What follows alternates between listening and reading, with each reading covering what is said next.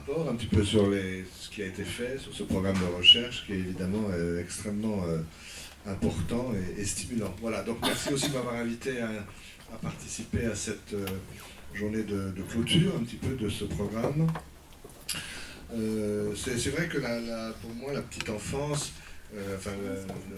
l'engagement dans la petite enfance, c'est une façon, à s'occuper des tout petits, c'est une façon d'appréhender, de comprendre, d'approcher un petit peu le rôle des émotions dans la dynamique du développement et dans la dynamique des apprentissages en général. Voilà, alors moi, Didier Favre le sait, je me suis surtout impliqué dans le domaine du développement précoce du bébé, dans le domaine de l'autisme, dans le domaine de l'adoption, je passe tout ça, mais ces trois domaines tournent autour de la question du lien, et la question du lien émotionnel est évidemment centrale dans la pédagogie et dans les apprentissages et les acquisitions.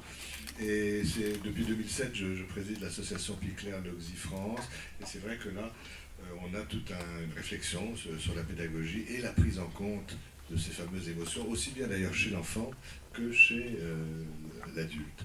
Je trouve que, des fois, vous êtes passé un peu vite sur la question des études qualitatives.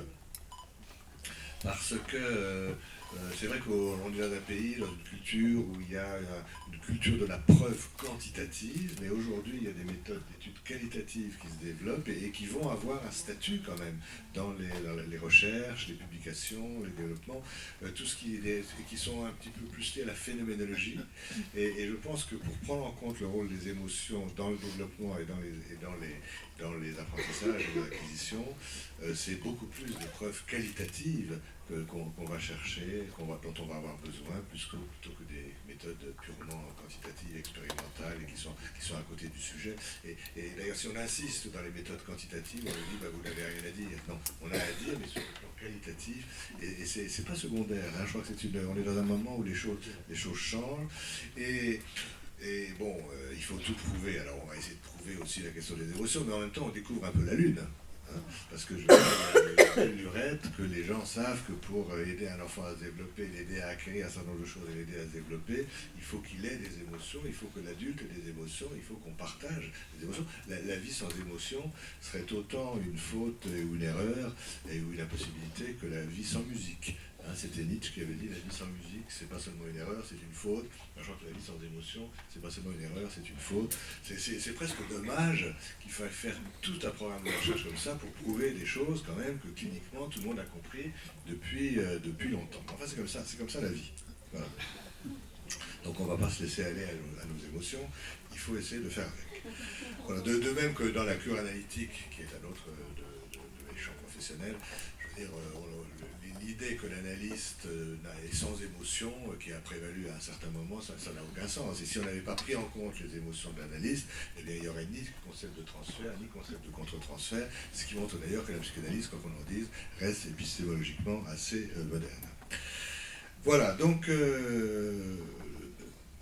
quelques mots pour essayer de faire valoir donc, la place des affects et des émotions dans le développement précoce. D'abord, une distinction terminologique, mais j'imagine qu'elle a été prise en compte dans ce programme de recherche, que, sans entrer trop dans les détails, mais les affects et les émotions, c'est pas la même chose. Les affects, dans le dictionnaire, il y a un dictionnaire étymologique où ces choses-là sont abordées. L'item émotion est important, c'est Didier Houzel qui l'avait rédigé. Les affects, c'est quelque chose qui appartient au sujet, on pourrait dire tout seul. Je caricature un petit peu. Hein. Mais dans le domaine de la théorie des pulsions, par exemple, il y a les pulsions, les représentations, il y a les affects.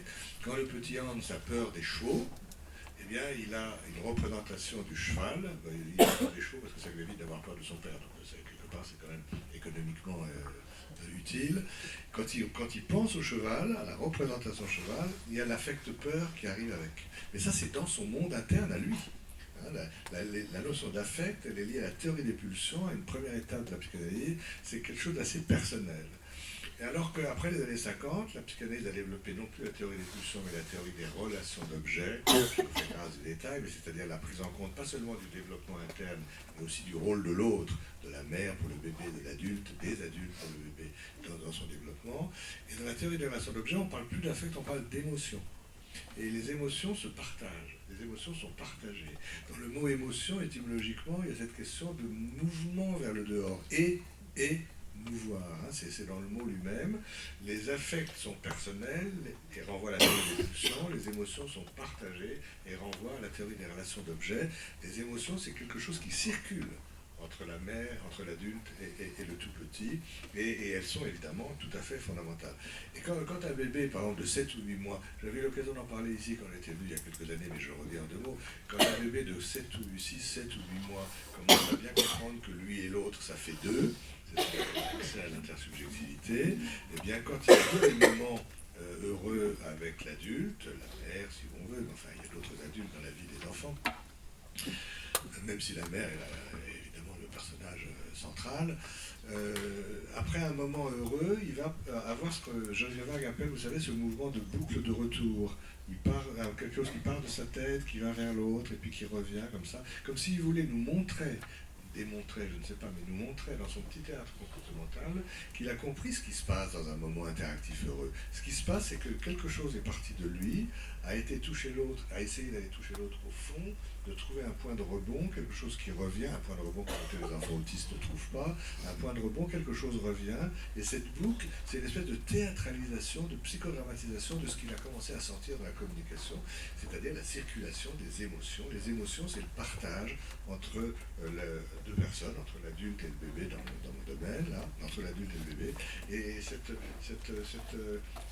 ces émotions, avant de pouvoir se parler même, elles s'incarnent, elles se corporalisent dans les mouvements du bébé et du tout petit enfant. D'ailleurs, ce mouvement-là, hein, on va le garder toute la vie, même quand on parle sans s'en rendre compte, on continue à marquer ça. Voilà, donc affect et émotion, vraiment, il faut retenir que c'est... Bien sûr, ça parle de quelque chose, de la subjectivité, mais les affects sont personnels, les émotions sont partagées. Alors, dans l'histoire des idées, je vais aller très vite là, parce que j'ai que un temps réduit, mais dans l'histoire des idées, la place de l'affectivité a été conçue très différemment au fil des travaux. Si on parle de Piaget, par exemple, Jean Piaget, qui a d'ailleurs beaucoup plus, vous le savez, étudié la cognition que l'affectivité, mais quand même, il a consacré quelques travaux à l'affectivité. Aujourd'hui, ces travaux-là, honnêtement, paraissent assez démodés, même si ça a été une étape importante, assez démodés, parce que de l'affectivité, il dit de manière un petit peu négligente. J'ai revu d'ailleurs une émission de radio où il redit la même chose. Il avait été interviewé chez Bernard Pivot, c'est assez ancien, et il dit oui, non, l'affectivité, j'y ai pas consacré ma vie. Moi, ce qui m'intéresse, ce sont les acquisitions cognitives, parce qu'au fond, l'affectivité, c'est juste le carburant, quoi. C'est les motivations, c'est avoir envie de. Et bien sûr, sans doute pour apprendre, il faut avoir envie d'apprendre, mais les émotions, après Piaget, ont acquis un statut beaucoup plus important dans la question des apprentissages. C'est pas simplement une question d'avoir envie ou pas avoir envie, ça compte, mais c'est pas exactement ça. De même était extrêmement démodé, enfin assez démodé aujourd'hui, la question, elle devrait pas, mais bon, c'est comme ça, hein. Les attaques contre la psychanalyse sont telles qu'on passe un peu de côté sur la curiosité sexuelle. Or, la curiosité sexuelle, sur laquelle Freud avait beaucoup insisté, Mélanie Klein a pris ça aussi en intérêt de curiosité du bébé pour le contenu, savoir ce que la mère a dans le ventre. On passe un peu trop vite là-dessus aujourd'hui, ça rejoint la question de la motivation épistémologique. C'est-à-dire que pour apprendre, il faut avoir envie de savoir ce que l'autre a dans le ventre, je ne sais pas, mais ce que l'autre a dans la tête. Et avoir envie aussi de démonter les objets pour savoir ce qu'il y a là-dedans. Vous savez que les petits-enfants de 2-3 ans, ils sont super kleiniens. On leur présente un objet, ils démontent tout. Alors on leur dit, bah oui, c'est plus facile de défaire que de faire. C'est sûr. Mais ce qui intéresse, c'est de défaire pour savoir ce qu'il y a là-dedans. Alors, moi, je crois que c'est quand même c'est du côté des affects, la curiosité. Elle peut être déplacée, elle peut être bien placée, bon, elle est sexuelle, elle n'est pas sexuelle, mais c'est vrai que la curiosité épistémologique, c'est quand même savoir ce qu'il y a là-dedans. Mais ce qui est moins démodé aujourd'hui du point de vue de la psychanalyse des apprentissages, c'est les positions de Bion, je ne ferai que citer, et qui a été un des premiers à dire, dans la vie, dans le développement, bien sûr, il y a les liens d'amour, il y a les liens de destruction, mais il y a les liens de connaissance, qui en eux-mêmes sont quelque chose d'extrêmement important. Et il a vraiment marqué le coup en disant les liens K, en anglais ça veut dire connaissance, knowledge, les liens C en français, connaissance, les liens C s'enracinent dans les liens d'amour ou de haine, dans les pulsions de liaison ou les pulsions de déliaison. Mais aujourd'hui, vraiment, on va encore plus loin, c'est là qu'on rejoint les préoccupations pédagogiques, je crois, c'est que les émotions ne sont pas simplement un accompagnement de quelque chose, c'est en soi un élément de la prise de connaissance. C'est-à-dire que les émotions, c'est quand on découvre quelque chose ou quelqu'un, les émotions, c'est pas simplement les frites avec le steak. C'est pas l'accompagnement. C'est en soi une façon de connaître l'autre. Et penser au coup de foudre. Je sais qu'il y a beaucoup de gens qui n'y croient pas, mais c'est très dommage, ça existe, le coup de foudre.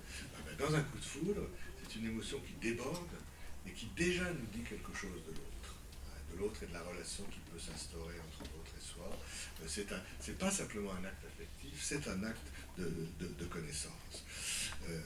Et dans le développement des bébés,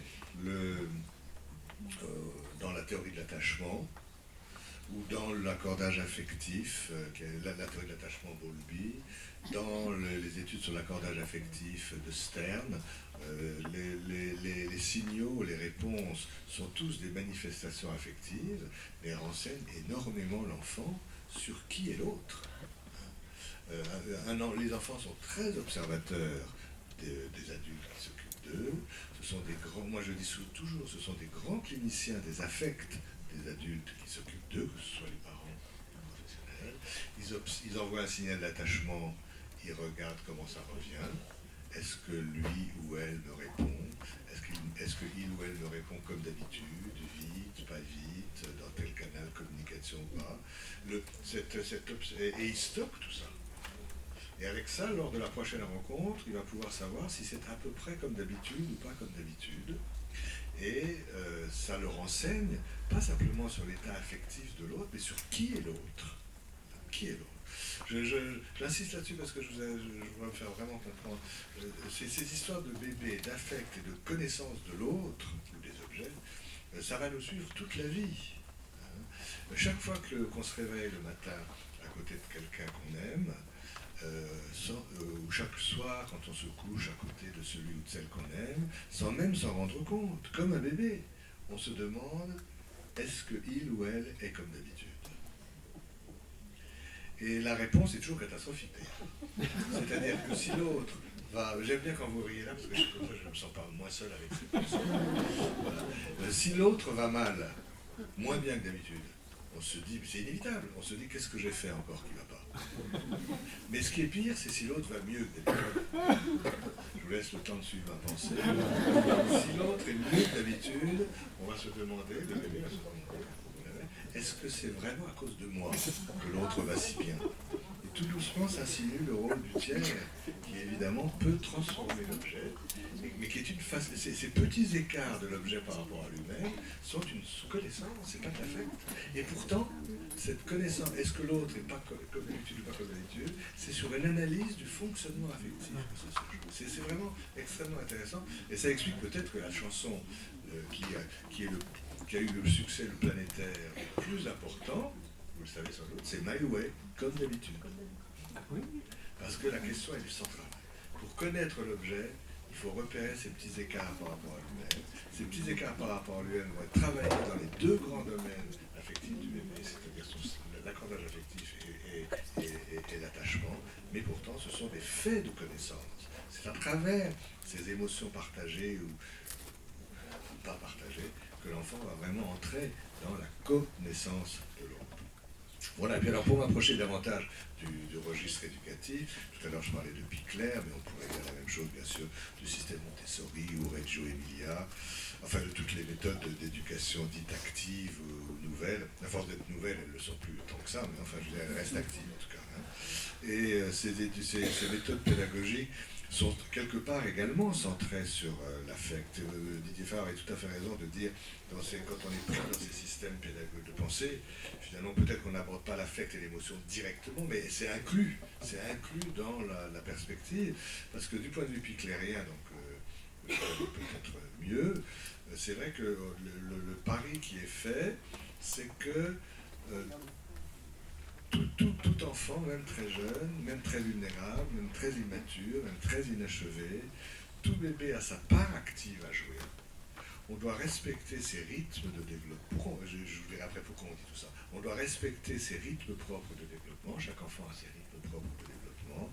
On doit simplement être là pour étayer sa découverte de son environnement, un environnement qu'on aura bien sûr aménagé de manière efficace pour lui.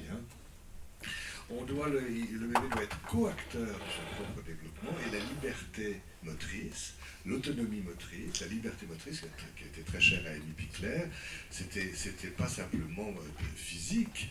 Pour elle, elle était très pionnière, on en reparlera cet après-midi dans l'atelier, la liberté motrice, c'était vraiment quasiment une condition de pouvoir bouger, de pouvoir explorer, de pouvoir aller à la découverte de son environnement.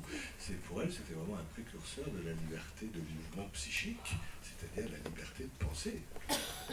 Donc l'autonomie motrice, la liberté de mouvement, c'est un précurseur, une condition de la liberté de penser qu'on espère, bien sûr, ensuite pour les enfants.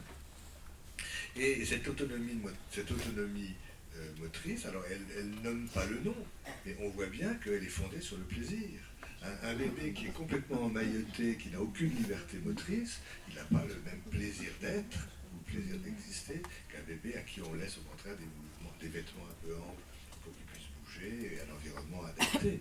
Alors, donc le plaisir, il est inclus. Effectivement, vous avez tout à fait raison, dit les femmes, dans le plaisir ou les plaisirs, les émotions et les émotions partagées. Parce qu'un adulte qui assiste par sa présence indirecte, qui s'émerveille, qui soutient, mais qui ne fait pas à la place du bébé, ben il répond à un besoin fondamental du bébé de pouvoir découvrir ses propres ressources et les transformer en performance. Mais l'adulte, de son côté, il éprouve du plaisir aussi, enfin en tout cas s'il est formé, il éprouve du plaisir, c'est pas son enfant, mais il a le plaisir de la qualité du soin précoce qui permet à l'enfant d'aller à la rencontre de cet environnement.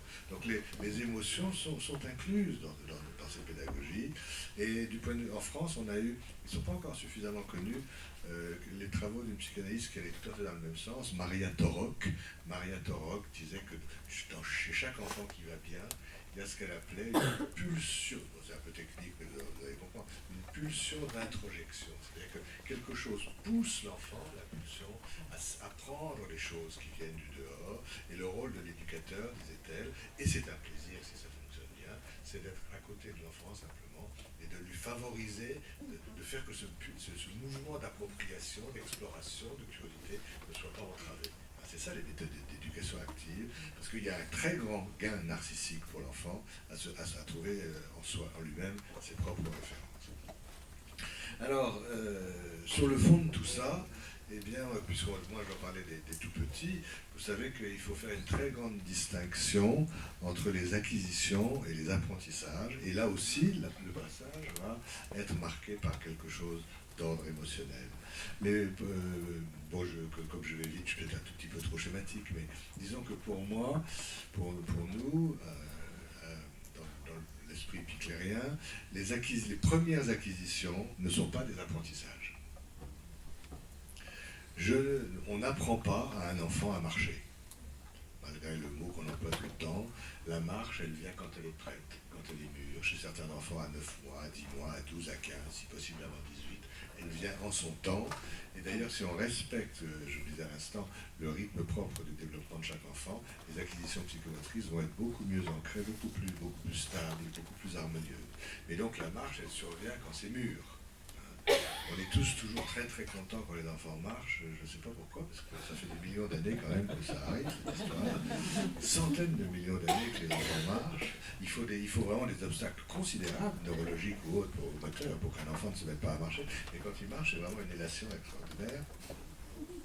Et je vous parlerai après tout à l'heure des triomphes nostalgiques qui sont tout à fait en termes d'affect. Voilà, toujours est-il que les premières acquisitions viennent du dedans. on n'apprend pas à marcher, on n'apprend pas à dire je. Alors si on apprend à dire je dans un conditionnement avec certains enfants autistes, ça n'a aucune valeur. Hein. Le je, il vient quand l'enfant a une représentation un petit peu unifiée de sa personne. Il vient avec le oui, d'ailleurs, et il vient avec la capacité à peu près de fermer des ronds. Parce que quand l'enfant dessine des ronds et qu'il les ferme, et ça veut dire qu'il nous montre que quelque part, il se sent bien contenu dans ses enveloppes psychiques, bien dans sa peau. Quelque chose s'est fermé. Geneviève appelle ça la sphinctérisation du corps propre. Alors quand les enveloppes psychiques sont bien formées et fermées, alors l'enfant va pouvoir dire oui, parce que sinon c'est dangereux le oui. Hein, le non vient. Pourquoi le non vient avant le oui? Ça s'explique, ça ne date pas d'hier. Pourquoi le non vient avant le oui? Parce que non, c'est pas dangereux. Non, je veux pas. Ça gêne terriblement les apprentissages, mais au moins c'est pas dangereux. Tandis que dire oui, c'est accepter que quelque chose de l'autre vienne en soi, et dans apprendre et apprendre. Donc il faut d'abord que l'espace interne soit bien clôturé, bien tranquillisé, bien apaisé. C'est de l'affect, c'est de l'émotion, ça. Et puis là, le oui va pouvoir apparaître. Ne dire que non est très protecteur, défensif et stérile. De dire que oui est très dangereux, mais il faut arriver à un équilibre entre ce que je prends et ce que je ne prends pas. Voilà, et le je vient évidemment quand cette sécurité interne s'est organisée. Mais pour passer, et là, à ce moment-là, vers 2 ans et demi, 3 ans, que Geneviève a appelé ça la crise des 2 ans et demi, là, après, quand il y a le je, quand il y a le oui, quand il y a le rond, c'est le temps d'aller à l'école. Mais avant, c'est plutôt le temps du travail des éducatrices de jeunes enfants, de tout ce qui va sécuriser l'espace interne. Alors on dit 2 ans et demi, à peu près 2 ans et demi, 3 ans. Bon, le passage des apprentissages, du temps des apprentissages au temps des acquisitions est marqué par cette crise des 2 ans et demi, et cette crise des 2 ans et demi, elle est fondée sur l'acquisition d'un sentiment de sécurité. La crise des 2 ans et demi, c'est pas du cognitif, c'est de l'affectif, mais si cet émotionnel, affectif-émotionnel ne s'organise pas, alors aller à l'école va rester, et apprendre, va rester quelque chose, une source de difficulté. Donc le sentiment de sécurité, évidemment, est très important, et après on peut inventer des classes passerelles, hein, bien sûr, entre la crèche et l'école, on gère la pénurie comme on veut, hein, mais en réalité, c'est pas ça le but. Le but, c'est d'avoir d'abord des lieux d'acquisition, des choses qui permettent à l'enfant de laisser surgir les choses qui sont mûres en lui, avec des personnes très bien formées au tout petit. Et puis après, quand la crise des 2 ans et demi est résolue, alors on peut aller à l'école et accepter de prendre en soi quelque chose qui vient de l'autre. De ce point de vue-là, vous savez que c'est pas des mots seulement, parce que lire, c'est du côté du oui. Pour lire le texte d'un autre, il faut accepter de prendre en soi le texte et la pensée de l'autre. Écrire, c'est plus facile. Les enfants font semblant d'écrire très vite, parce que dans écrire, il y a éjecter à l'extérieur. C'est écrire, enfin je caricature, mais écrire, c'est du côté du non. J'éjecte une trace. Oui, lire, c'est du côté du oui. D'ailleurs, dans lire, c'est les mêmes lettres que lier en français.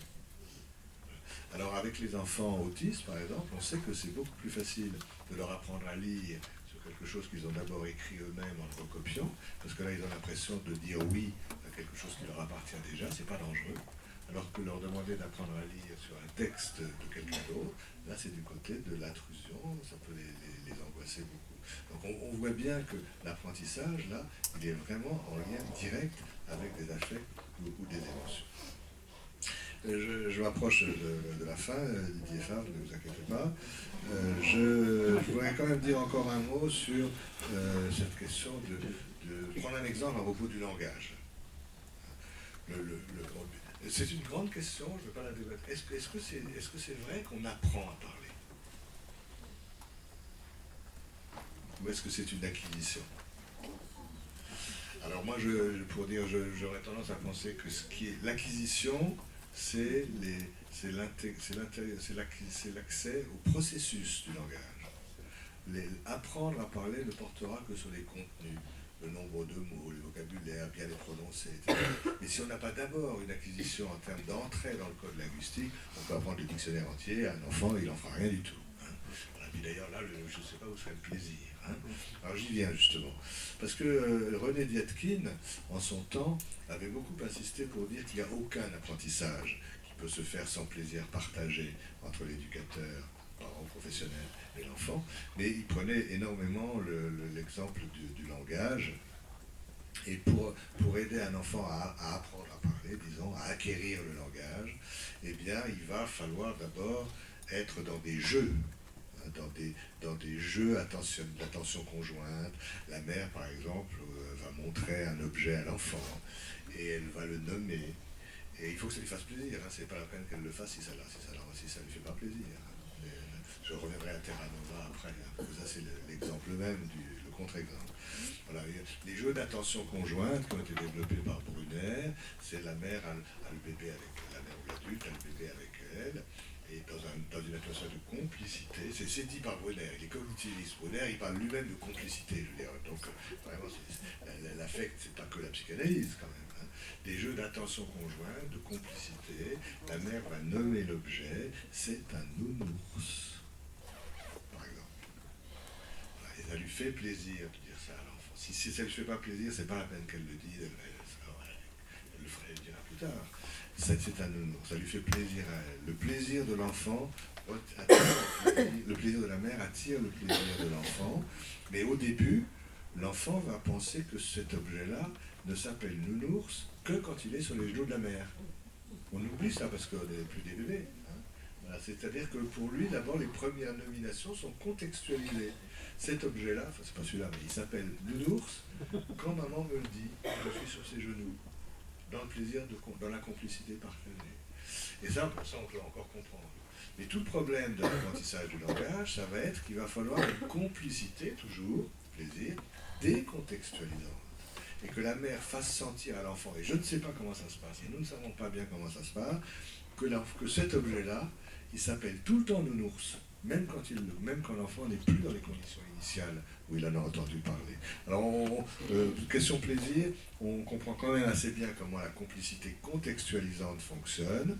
La complicité décontextualisante reste plus compliquée parce que c'est un phénomène de généralisation sur lequel un certain nombre d'enfants vont buter, bien sûr. Et voilà, donc la question du langage, pour le langage, la question de l'affect est centrale, et aussi pour la mémorisation, parce que, vous le savez bien, les bébés, les enfants, mais je pense que ça sera repris par mes collègues tout à l'heure, les phénomènes d'inscription mnésique sont beaucoup plus efficaces si on apprend quelque chose dans le plaisir que dans la force ou la contrainte. Évidemment, c'est quasiment une évidence. Je ne sais pas si on va nous demander de prouver ça un jour, alors là, parce que là on n'a pas fini quand même de perdre du temps. Hein. Je veux dire, il y a longtemps que les pédagogues savent que on retient mieux quelque chose si on l'a appris dans une atmosphère agréable que par la force ou le flou. S'il faut prouver ça maintenant, on est dans la folie. Hein. Bon, enfin en tout cas, pour le langage, c'est vrai, le vocabulaire, la mémorisation du vocabulaire nécessite quand même un certain plaisir partagé. Et puis déjà, ces jeux donc précurseurs de Brunner dont je vous ai parlé. Mais le plaisir de l'adulte est essentiel, et c'est ça la question difficile des formations. C'est que plus on s'occupe d'enfants jeunes, moi je suis chargé de parler à la petite enfance ce matin, plus on s'occupe d'enfants jeunes, grosso modo, moins on est payé. Ah, vous serez d'accord là aussi. C'est vraiment des choix politiques incroyables qui sont faits, parce que maintenant on a absolument tous les arguments pour savoir que ce qui se passe avec les petits est quand même très décisif pour l'avenir. Bon, il y a toute la vie, il y aura des transformations possibles, mais quand même la qualité des soins précoces dans les 3 premières années de la vie est essentielle pour la suite. Et pourtant on n'a pas encore pris la mesure de ça, on a les neurosciences qui le prouvent, on le sait depuis toujours, ça ne suffit pas. Pour l'instant, on n'arrive pas encore à valoriser ces métiers. Mais alors, le défi de la formation, c'est que ce qu'on dit, le message qu'on fait passer aux gens qui acceptent de se former, comme ici, enfin dans des éducatrices de jeunes enfants par exemple, c'est vous êtes mal payé, d'accord, enfin d'accord, c'est un fait, vous êtes mal payé, mais deuxièmement, il faut faire votre travail, et troisièmement, il faut le faire avec plaisir. Le plaisir, ça ne peut pas se décréter. Là, on est vraiment dans une difficulté très centrale de la formation, c'est-à-dire que malgré tout, il faut que dans la formation, et là c'est pas de l'enseignement au sens universitaire du terme, que dans la formation, il y ait quelque chose qui permette à l'adulte qui se forme de retrouver un plaisir du lien avec l'enfant dont il s'occupe, mais aussi avec l'enfant qu'il a été. L'enfant qu'il a été, qu'il pense avoir été, qu'il aimerait avoir été, ou l'enfant en lui. Et cette réouverture des liens avec l'enfant qu'on a été, qui fait partie de la formation, c'est ça qui va permettre le plaisir du travail avec l'enfant, même si c'est un travail pas suffisamment valorisé sur le plan social encore aujourd'hui. Voilà, donc parler aux enfants, l'apprentissage du langage, c'est par le plaisir partagé des mots. Si l'enfant n'a aucune raison d'entrer dans le langage, bof, à quoi bon? Et le programme Terra Nova, de ce point de vue-là, on va laisser ça pour la discussion, mais pour moi, est une hérésie. C'est pas en ajoutant 500 ou 1000 mots aux enfants en crèche qu'on change quoi que ce soit au problème. D'ailleurs, les études américaines, parce qu'il y a des programmes équivalents aux États-Unis qui ont été évalués 10 ou 12 ans après, ça ne change pas grand-chose.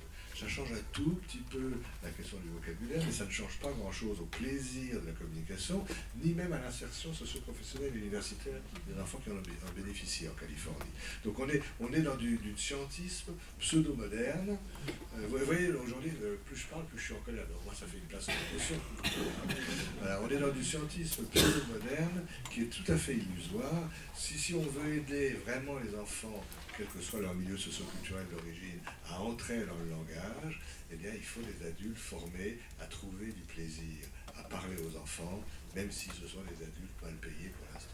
Donc le défi est important. Et c'est sûr que s'intéresser au programme quantitatif, ça permet aux politiques de ne pas débloquer l'argent pour la formation qui débloque les émotions. Voilà. Et là, on va parler.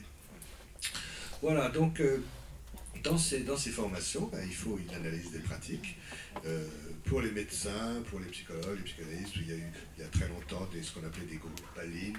Bon, c'est un mot un peu compliqué, mais pour dire que de temps en temps, il faut se poser pour pouvoir échanger les émotions que les enfants nous font vivre. Ça, je pense que ça va revenir dans les techniques éducatives.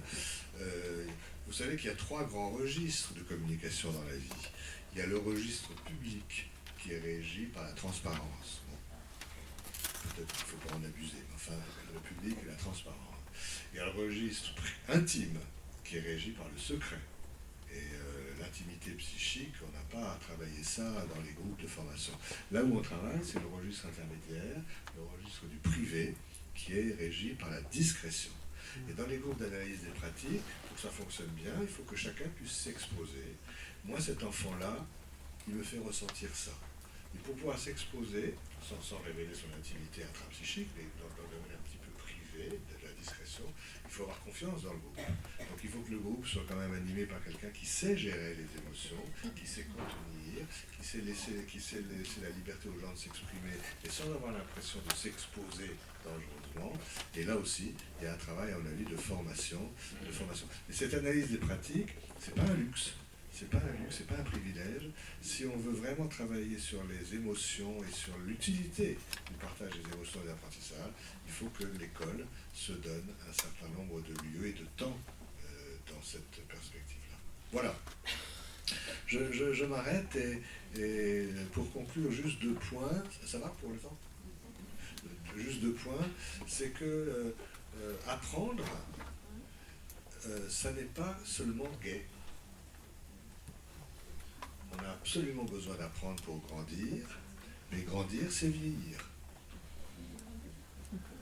Et grandir, c'est vieillir. Et vieillir, c'est mourir un jour. Et il y a des refus scolaires et des refus d'apprentissage qui sont parfois fondés sur cette peur de grandir, cette peur d'être autonome, cette peur de quitter justement une grande proximité avec la mère. Quand un enfant se met à marcher, je reprends l'exemple de tout à l'heure, l'enfant il est triomphant. Il sent que plus jamais la vie ne sera comme avant, c'est un progrès moteur évident, c'est décisif. Mais quand il se retourne, c'est Margaret Mahler qui avait bien vu ça, la première fois qu'il a marché, il se retourne, il est triomphant, et en même temps, on voit une petite nostalgie, parce qu'il s'aperçoit que ce progrès décisif dans sa vie, il le paye du prix fort, il le paye du prix de l'éloignement par rapport à la mère. Et la mère, de son côté, elle vit la même chose. Elle est triomphante, on est tous triomphants, je vous ai dit tout à l'heure, parce que nos enfants marchent, et en même temps, dans certaines observations directes, on peut entendre des mères qui disent, leur petit garçon vient de faire les premiers pas, et la mère dit, elle est ravie, hein, bien sûr, Et en même temps, eh oui, les garçons, ça s'en va toujours. C'est-à-dire qu'un progrès, c'est à la fois un triomphe et une nostalgie des deux côtés. Hein, si ce n'est pas de l'affect ou des émotions, ça je ne sais pas ce que c'est. Hein. Et il faut en tenir compte aussi, je crois, dans les apprentissages scolaires. Apprendre, c'est formidable. Il y a une pulsion d'introjection, il y a un mouvement spontané d'aller vers le dehors, tout ça c'est vrai. Mais n'empêche que quand on apprend, on grandit, on vieillit et on va mourir. Alors vous me direz, de toute façon, même si on n'apprend rien, on mourra quand même. Mais quand même, ça peut être vécu en termes de tristesse, de nostalgie plutôt, pas grave. Voilà, je vais m'arrêter là-dessus. Dans les droits des enfants, il y a le droit à l'enfance. Et dans le droit à l'enfance, il y a le droit à ce que les émotions soient prises en compte et partagées. Et quand j'aurai définitivement quitté Necker, c'est vaguement en train de se faire, eh bien, je vais me consacrer, c'est commencer déjà à fonder un institut contemporain de l'enfance, dont les 3 pôles seront justement la pédagogie, la psychopathologie et la psychanalyse, et j'espère beaucoup que l'affect et les émotions y auront une place centrale. Je vous remercie beaucoup de votre attention.